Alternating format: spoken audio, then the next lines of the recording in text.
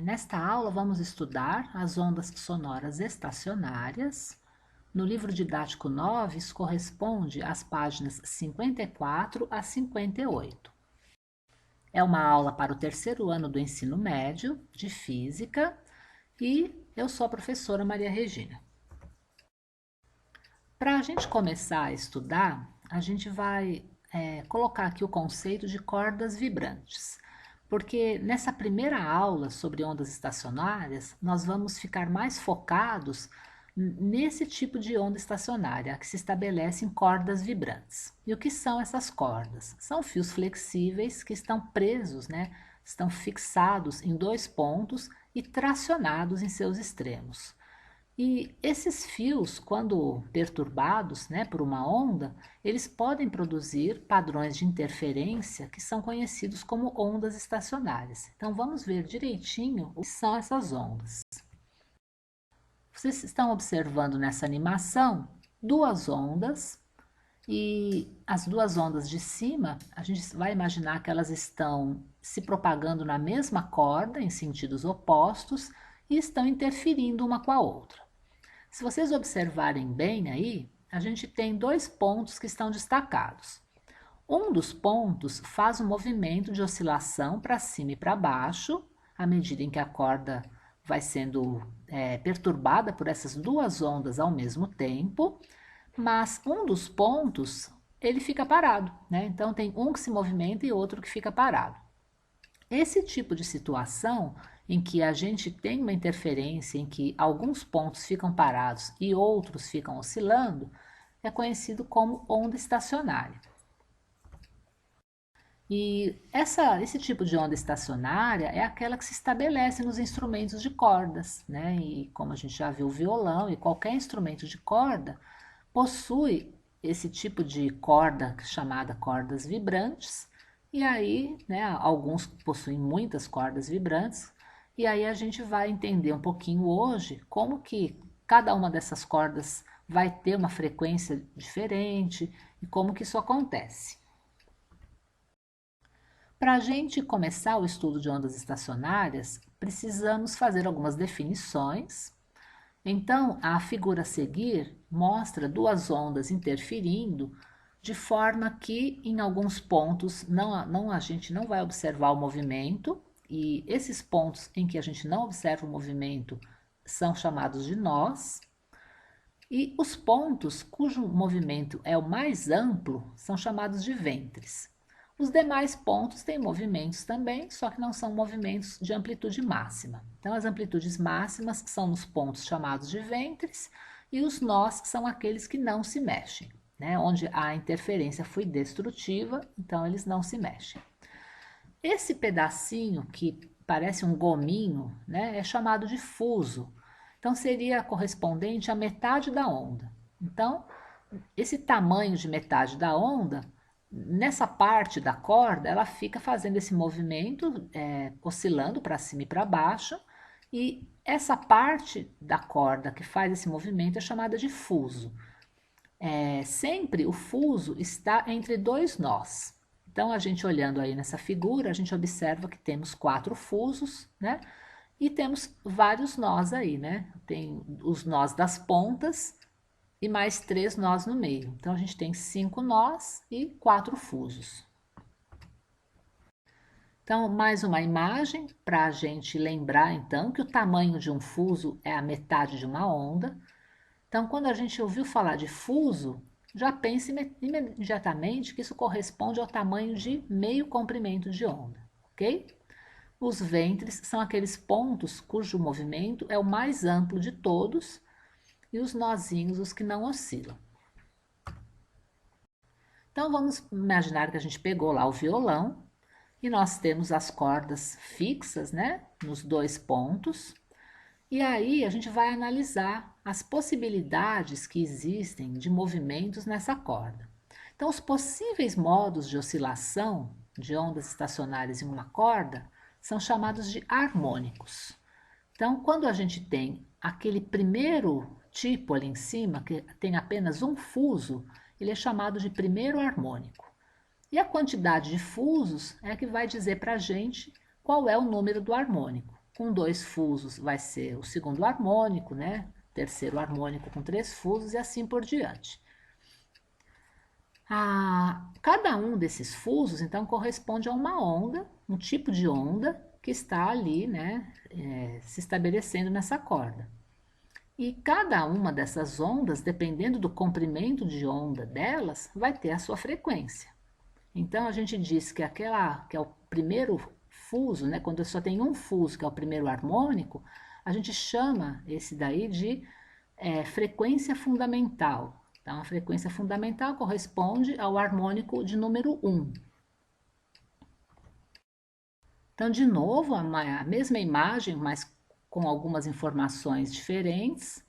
A gente vê ali o comprimento da corda, pode imaginar que seja a corda do violão, né? A corda do instrumento, então é chamado de L. Então, nesse comprimento L, a gente pode ter diferentes quantidades de fusos.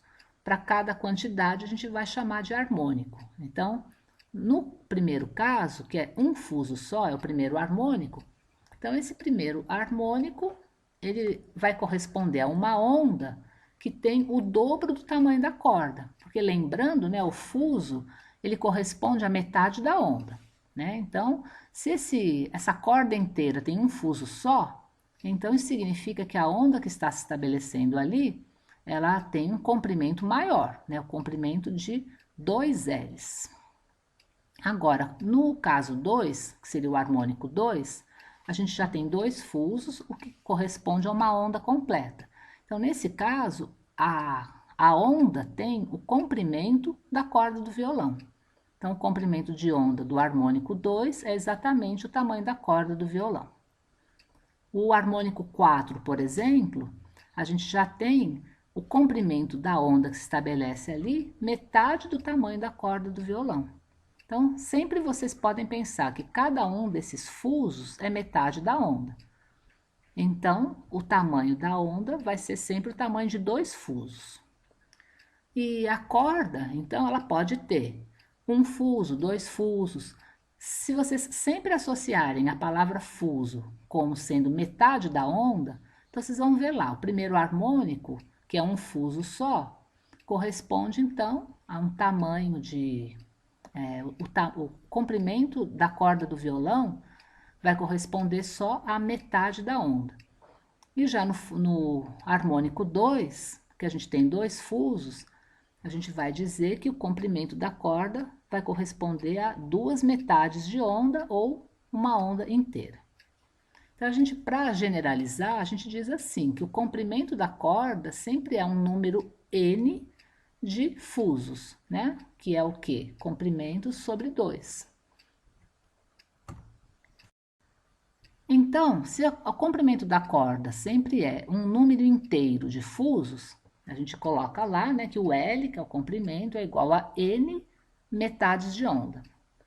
E se a gente quiser isolar o valor do comprimento da onda, a gente passa o 2 multiplicando para o lado esquerdo, o N dividindo, e a gente isola ali. Ó. Então, o comprimento da onda do harmônico N, corresponde a 2L dividido por N. Então, se você está falando do comprimento de onda do terceiro harmônico, você vai calcular pegando 2 vezes o comprimento da corda, que é 2L, e dividindo pelo 3, né? Se a gente está falando do terceiro harmônico. Bom, e como que a gente faria para calcular a frequência agora, né? Se a gente sabe o comprimento de onda, como que a gente vai descobrir a frequência? É só lembrar que a gente tem uma relação entre a velocidade da onda, o comprimento e a frequência. E aí a frequência nada mais é que a velocidade de propagação da onda dividida pelo comprimento.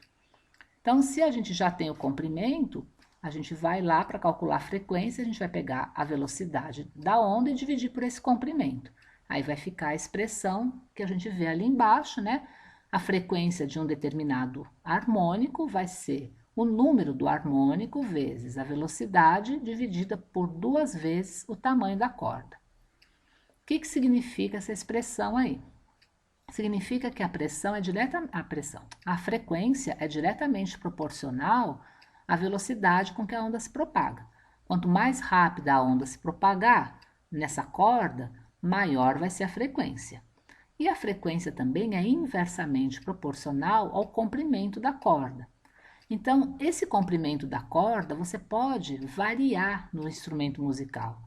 Então, um violão, ele vem com um tamanho de corda, ok, mas você pode segurar essa corda do violão em diferentes posições, fazendo com que varie o comprimento da corda que vibra. Então, a parte da corda que está vibrando é que é esse comprimento L. E quando você diminui esse comprimento, você posiciona a sua mão ali apertando, né, a corda para ela diminuir esse comprimento dela, você vai fazer com que o número ali embaixo no denominador seja menor, o que vai acabar resultando numa frequência maior. Se a frequência é maior, significa que você vai ter uma onda mais aguda.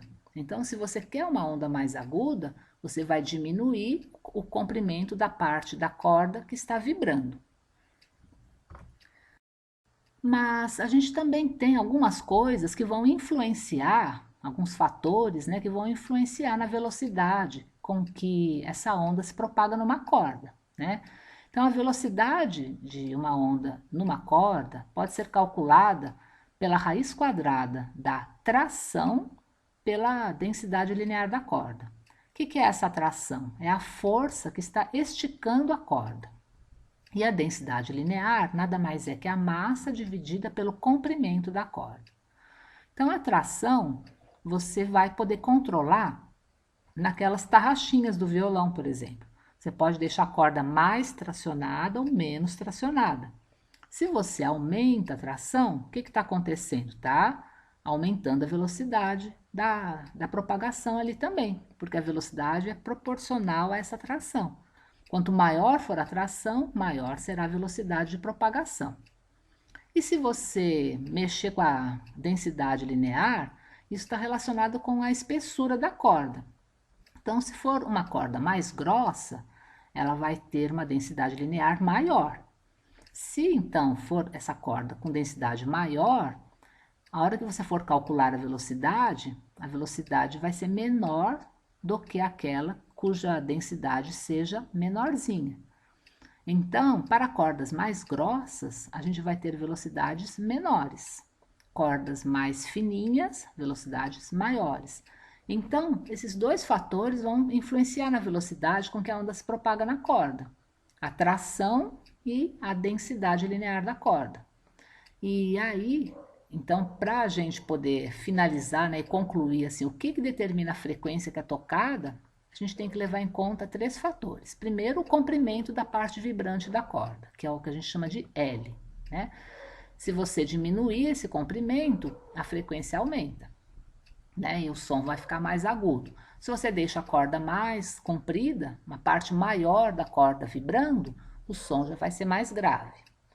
Agora, com relação à velocidade, a gente já viu que se a velocidade aumentar, a frequência aumenta. E para a velocidade aumentar, o que a gente tem que fazer? A corda precisa estar mais tracionada, né? E ou a densidade linear da corda tem que ser pequena, de forma que a velocidade aumente e, consequentemente, a frequência também aumente. Então, a gente vai fazer alguns exercícios como exemplo. O exercício número 1 está na página 58. Ele mostra uma figura e diz que ela representa uma onda estacionária produzida numa corda que se move com velocidade de 16 metros por segundo.